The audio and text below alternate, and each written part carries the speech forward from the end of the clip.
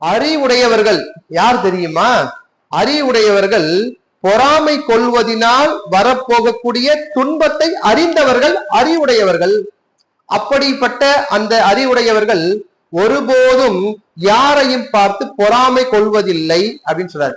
அப்போ இதுல இருந்து நமக்கு என்ன தெரியுது? நாம் எல்லாம் அறிவுடையவர்களாக இருக்கணும். அறிவுடையவர்களாக நாம இருக்கிறோம் என்றால் நாம் என்ன செய்யக்கூடாது? யாரையும் பார்த்து பொறாமைப்படக்கூடாது. அப்போ நீ அறிவாளியா இல்லையான்னு யார் தீர்மானிக்கணும்? நீதான் தீர்மானிக்கணும்னு ரொம்ப அற்புதமா சொல்றாருங்க. அப்ப நாம அறிவாளி அப்படின்றதை எதன் மூலம் நிரூபிக்க வேண்டும்? பிறரை பார்த்து பொறாமை கொள்ளாதிருத்தலின் மூலம் நிரூபிக்க வேண்டும்னு ரொம்ப அற்புதமா சொல்றாருங்க.